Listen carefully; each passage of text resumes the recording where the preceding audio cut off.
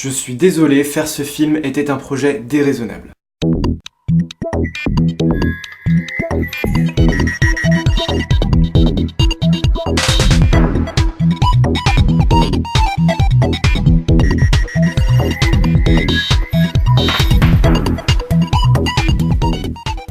Salut à tous, c'est Pixel, on se retrouve pour cette vidéo critique Retour perdant, et aujourd'hui on va débattre à propos de Toy Story 4. Quatrième film et non nécessaire suite à Toy Story 3.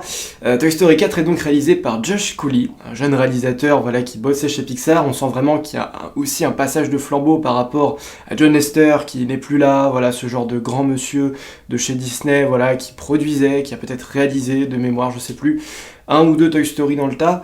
Et donc c'est un peu une nouvelle équipe qui prend les rênes 10 ans après Toy Story 3 pour poursuivre encore l'histoire, pour tirer un peu en longueur. Je vais vous en parler. Le plot de départ se passe donc chez Bonnie, après les événements de clôture de Toy Story 3. Alors qu'y a-t-il de plus à raconter à partir de là? Bonnie joue beaucoup moins avec Woody qu'avec les autres jouets et se fabrique un jouet complètement tiré de son imagination avec une fourchette, des bâtonnets de glace qu'elle va nommer Fourchette et qu'elle va adorer encore plus que tous les autres jouets. Seulement, Fourchette a du mal à réaliser et à comprendre qu'il est un jouet et non pas un déchet, et va essayer de s'enfuir à de multiples reprises pour essayer de faire sa vie de déchet, tout simplement, loin de Bonnie.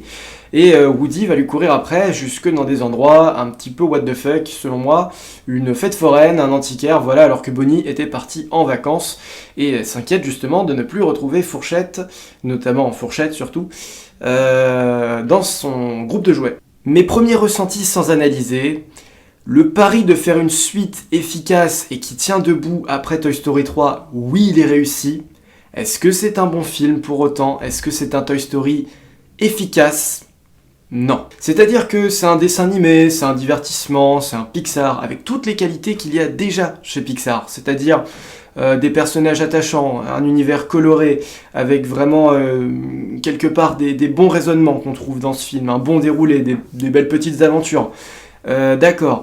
L'envie ne va pas plus loin que ça. L'envie ne va pas plus loin que de faire un film. Et je trouve que c'est vraiment dommage. Tout ce qui gravite autour de Disney est une espèce d'usine à la chaîne.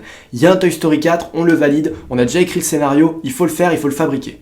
Il faut fabriquer ce truc. C'est-à-dire que peu importe si les gens vont s'en servir, peu importe si les gens vont l'aimer, peu importe si les gens vont trouver...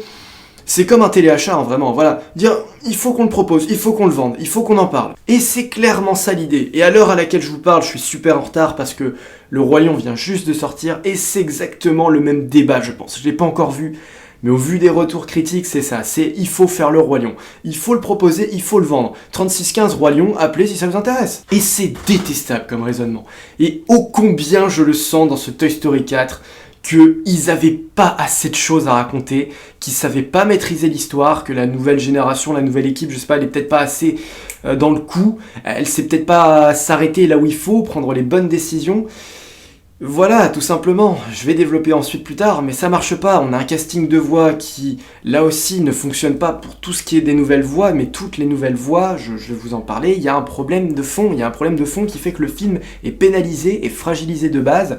Alors la quête, l'aventure, le collectif de jouets, là aussi c'est pareil, on peut pas faire avec autant de jouets comme ça, on peut pas continuer comme ça. Vous imaginez, on a le premier groupe de jouets de Toy Story 1. À cela vient s'ajouter plusieurs autres jouets de Toy Story 2, c'est-à-dire Jessie, les 3 Martiens, Pile Poil, et on a agrandi la famille. Il y avait Madame Patate aussi qui venait s'ajouter dans Toy Story 2. Dans Toy Story 3, il y a encore quelques autres nouveaux jouets, et il y a encore tous les jouets de Bonnie en plus des jouets d'Andy. Et là, on vous prend tous ces personnages-là. Évidemment qu'il y a des jouets qui vont passer à la trappe dans celui-là, on vous ramène même la bergère, parce que là, Toy Story 3 avait quand même eu un petit peu l'idée de se dire, putain, il y a trop de jouets, il faut qu'on fasse le tri. Andy va avoir jeté karting, il va avoir jeté... la bergère, tout ça, il va les avoir... en tout cas, il s'en est séparé. Ça permettait un peu de recentrer vers l'essentiel. Siffly aussi qui était parti, tout ça, voilà. Et là, on te ramène encore un petit peu la bergère, histoire de dire, on sait plus quoi raconter, les mecs. On a qu'à reprendre des éléments de Toy Story 1 et 2, on va ramener la bergère, on va faire un jouet Fourchette qui va se prendre pour le Buzz l'éclair, à ne pas comprendre qu'il est un jouet, il va falloir aller le ramener absolument, parce que si Bonnie ne le retrouve pas, elle va être triste, comme c'était le cas pour Andy qui n'avait pas Buzz l'éclair et qui était donc triste. C'est le même film. On vous a juste fait un lavage de cerveau pour vous faire comprendre que c'était différent, qu'il fallait encore continuer l'histoire, qu'il fallait vous inventer des nouvelles intrigues qui vont là aussi être en contradiction avec ce que nous expriment les 3 premiers Toy Story, j'y reviendrai, notamment autour de la décision finale de Woody. C'est un film qui est extrêmement contre nature dans le paysage Pixar et Disney. Et pourtant il est pas mauvais, encore une fois, il y a un divertissement qui se tient, bon la qualité d'image de Pixar, j'en ai un peu marre qu'on en parle parce que voilà, je trouve qu'il se repose du coup beaucoup trop là-dessus, c'est super, voilà, c'est bien, mais on a presque plus un film de jouet du coup avec cette qualité, c'était un peu le problème du Voyage d'Arlo, où on avait presque plus un dessin animé non plus, et c'est ce qui pénalisait beaucoup le film à mon sens. Et ben là c'est pareil, dans cette texture de jouet, elle est retrouvée peut-être un peu au début du film. J'ai beaucoup aimé par exemple le flashback en début de film chez Andy, avec Karting qu'il faut sauver sous la pluie, avec l'inquiétude des jouets, le fait de retrouver la chambre où on a une espèce d'aspect un peu cosy, un peu confortable, sécurité, c'était ça la chambre de Andy. Le but était toujours de revenir dans la chambre de Andy dans les 3 films. De se dire que c'est l'objectif, c'est un peu notre paradis à nous, de revenir là-bas, d'être en sécurité dans la maison de Andy, là où on sera aimé et attendu par cette personne. Là ici on part vraiment dans des décors, dans des endroits, je trouve, qui n'ont pas la patate, je trouve qu'ils ne représentent pas l'univers Toy Story. Alors on a une fête foraine et un antiquaire. La fête foraine, c'est vraiment une toile de fond. C'est une toile de fond, il n'y a rien d'autre à dire que il y avait une fête foraine à cet endroit-là. Voilà. Et l'antiquaire, il y avait un antiquaire à cet endroit-là. Voilà. Puis il y avait des jouets dans chacun des 2 endroits qu'on va rencontrer, du coup, voilà. 2 jouets, Bunny et puis le poussin, je sais plus comment il s'appelle, qui sont doublés par Franck Gastambide et Jamel Debbouze, des personnages inutiles, mais vraiment inutiles, fonctions, qui ne se joignent même pas au groupe de jouets à la fin. Voilà, je dis, on a déjà tellement de jouets, pourquoi vous en rajoutez encore? Surtout des personnages qui dénotent, je trouve, même avec l'univers Toy Story, de simples peluches, enfin je sais pas, j'ai pas trop aimé, j'ai pas compris, la voix de Jamel Debbouze ça allait pas. Et chez l'antiquaire, c'est pas tellement mieux, même s'il y a un propos chez l'antiquaire qui est vachement plus porté sur l'ombre, le jouet abandonné forcément. Alors là encore ce n'est pas du tout une originalité made in Toy Story 4, hein, voilà, on repompe encore de l'idée avec Gabi Gabi qui a été voilà, délaissée, elle recherche un propriétaire depuis tellement longtemps, elle sait plus ce que c'est que d'être heureuse avec un enfant.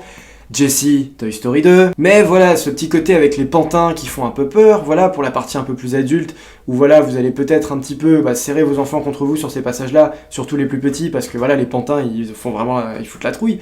Ok, mais il y a rien d'autre encore à distiller, comme je vous ai dit, et Gabi Gabi, son doublage, il est à chier. La meuf, elle était sous extasie, la Angel, quand elle a doublé, c'est pas possible. Je sais pas si c'était volontaire par rapport au fait que il faut qu'elle ait une voix comme ça, parce que un pantin, ça fait peur. Je sais pas si c'était ça l'idée, mais du coup le personnage dégage rien et en faire un gentil en fin de film est complètement bizarre, et complètement glauque, et complètement... Et le fait de retirer, putain, la corde vocale de Woody, non mais vous avez trahi Toy Story pour moi à faire ça. Vraiment, se dire que la saga se termine, enfin bon après c'est pareil, hein, voilà, Toy Story 5, Toy Story 6, dans 10 ans si vous voulez on peut les faire, il n'y a rien qui bloque, à partir de là, la conclusion elle pourra jamais être officielle, parce que si vous font un Toy Story 4 après Toy Story 3, qui vous dit que Toy Story 4 est bien la fin de cette saga? Mais se dire qu'on arrête Woody là-dessus, qu'il ne dira plus jamais « il y a un serpent dans ma botte », qu'est-ce que c'est que cette trahison de personnage? La bergère, retrouvée en mode what the fuck le plus total, c'est devenu une putain de battante, mais le message féministe est tellement maladroit, avec son bras cassé, son crochet que maintenant elle s'en sert limite, elle fait des putains de trucs d'acrobatie, de trucs ninja et tout. Revoyez la bergère dans le premier et le deuxième film et osez me dire qu'ils ont pas fait un peu ce qu'ils voulaient avec ce personnage pour en faire un n'importe quoi. Alors là, il y a des jouets perdus après dans cette fête foraine qui se laissent traîner un peu à droite à gauche, les enfants jouent avec et puis les délaissent. C'est quoi l'idée de ce jeu? C'est quoi la nouvelle philosophie apportée à ça? On est des jouets perdus. Je comprends pas. Il y avait Sunnyside qui apportait cette dimension voilà, de jouets éternels qui du coup n'appartenait à personne mais restait dans la garderie au fil des années, voilà, pouvait être heureux. C'est un nouveau système de mode de vie des jouets, mais on nous a toujours expliqué dans Toy Story qu'un jouet n'est absolument rien s'il n'y a pas un enfant pour jouer avec. C'est-à-dire que le concept de jouet perdu, c'est genre je m'en fous, si un enfant joue pas avec moi, c'est pas grave, si j'ai pas de foyer, c'est pas grave, je mène ma vie, je suis libre, je peux faire ce que je veux. Ce ne sont plus des raisonnements de jouets, ce sont des raisonnements de personnes, des raisonnements de gens qui veulent se libérer, qui cherchent à vivre. J'ai des humains limite, là je ne vois plus en Woody un jouet, je ne vois plus en la bergère un jouet, je ne vois plus ça. donc c'est plus un film Toy Story, je suis désolé. Cette idée de se barrer, c'est presque un peu genre ouais, on devient un petit peu sauvage, on mène notre vie. Encore une fois, la trahison est énorme par rapport à la décision finale de Woody de se séparer de Bonnie. L'idée n'a jamais été aussi traître, je trouve. D'abandonner un enfant derrière lui sous prétexte que « ah, ça remettra, t'inquiète pas », d'abandonner tous ses potes, toute sa famille, de les laisser derrière eux pour mener une vie de vagabond. C'est ça que j'ai vraiment du mal à comprendre, c'est qu'est-ce que Disney essaye de faire. Encore une fois, c'est la question autour de chacun des films qu'il propose. C'est quoi ton idée? Trahir, changer, bouger, bouleverser, ça aurait très bien pu être un bon film si c'était pas marqué Toy Story, si ça n'avait pas été des jouets.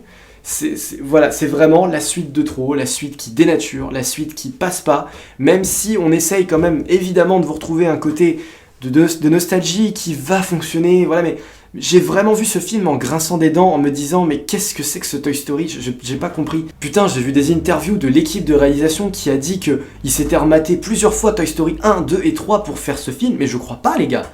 Vous nous mentez quand vous nous dites ça. Vous n'avez pas pu regarder Toy Story 1, 2 et 3. Vous n'avez pas pu dire que ça pourrait être la meilleure conclusion que Toy Story 3. Non, c'est pas possible. C'est impossible de se prétendre faire quelque chose de plus sentimental, de plus sincère et de plus magnifique et merveilleux que la fin de Toy Story 3. Alors à partir de là, quand vous avez tous ces éléments, tous ces nouveaux trucs, tous ces trucs qui ne fonctionnent pas, pourquoi faire le film concrètement ?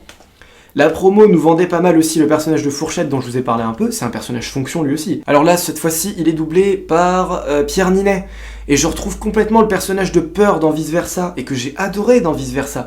Mais du coup, quelle est l'originalité là aussi ? C'est un Buzz l'éclair mélangé avec le personnage de Peur de Vice Versa, et ça donne Fourchette. Et après, passer quoi, une demi-heure de film, ça devient un jouet complètement quelconque dans l'histoire. Un jouet qu'il faut simplement ramener, alors que vraiment la création du personnage, l'élaboration, la scène où Bonnie le construit, tout ça, il y a quelque chose à tirer, je trouve, de ça. Ça s'arrête là, voilà. Pour conclure, Toy Story 4, même en étant un bon film, très réussi, très divertissant, avec un scénario qui tient la route, ce n'est finalement qu'un bonus, un rab que personne n'attendait, que personne ne souhaitait, avec des idées sans profondeur, tirées des autres opus de Toy Story 1, 2 et 3. Alors si c'est ça qui disait, ouais...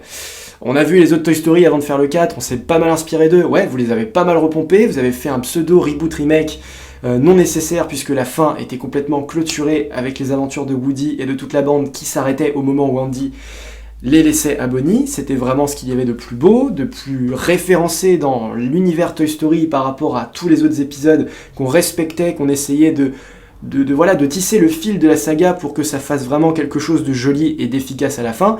Ici, les compteurs sont quasiment remis à zéro avec des nouveaux personnages sans saveur, sans fondement, les raisonnements ne veulent plus rien dire, la vie d'un jouet en elle-même n'est plus dictée en tant que telle, on a des nouvelles idées qui, voilà, du coup s'éloignent complètement, partent dans le hors-sujet Toy Story, je trouve, et c'est ça qui, pour moi, ne passera pas sur le Toy Story 4, on va vous avoir sur l'émotion, on va vous avoir sur cette fausse identité de Toy Story, sur un film qui est complètement passé à côté, je trouve, vraiment passé à côté. Pour moi, c'était attendu, excusez-moi, mais vraiment, il n'y avait pas moyen, plus les teasers approchaient, enfin, plus la date de sortie approchait, plus je voyais que non, ça va forcément être en dessous. Alors, c'est le plus mauvais Toy Story, c'est pas une bouse infâme. Est-ce qu'aujourd'hui, vous voyez un retour vers le futur 4 ? Non. Et même si ça vous faisait plaisir, même si moi, ça me ferait plaisir, non, tu ne le fais pas. Tu ne prends pas ce risque. Tu ne prends pas le risque délibéré de démystifier une telle saga, un tel potentiel. Et surtout quand c'est Disney, je veux dire merde, ils ont le potentiel, recommencer à faire des créations originales parce que là, ça ne va plus. Là, de plus en plus de gens autour de moi sortent des films Disney en se disant « Ouais, ok, d'accord. » Alors il y a les fans Disney, les inconditionnels qui, eux, vont tout adorer. Excusez-moi, mais je comprends toujours pas ce raisonnement. Mais au bout d'un moment, faut regarder, hein, là, parce que ils sont en train de reprendre un mauvais tournant, le tournant du fric. Et qui c'est qui est perdant dans cette histoire, c'est pas eux, mais c'est nous. Bon, je suis sûr qu'on sauvera les meubles avec La Reine des Neiges 2, qui va certainement être fantastique, ça je l'attends beaucoup. À mon avis, ce sera génial. Mais voilà, franchement, passage à vide pour Toy Story 4, film qui est complètement passé à côté. En tout cas, j'ai l'impression qu'en France, il a pas non plus fait énormément parler de lui, hein, ça veut tout dire. Hein. C'est peut-être quand même fait damer le pion par d'autres films. Et c'est légitime, c'est normal. Ça me rappelle un peu Les Indestructibles 2 aussi dans le même genre, voilà, bon, qui est... J'ai l'impression avait même plus... Oui, il avait carrément plus marché, Les Indestructibles 2. Voilà, c'est tout pour cette critique, alors on se retrouve très bientôt pour d'autres critiques, je sais pas encore lesquelles, le temps d'aller voir des films. Alors, on se dit à la prochaine, salut à tous, merci à vous. Et puis, d'un point de vue peut-être assez subjectif, bah quand même, je vous le dis, moi je vous déconseille d'aller voir Toy Story 4, c'est en dessous des autres. Mais voilà, c'est ainsi, c'est Disney. on commence à ne plus être surpris. Salut à tous, et à la prochaine, bye.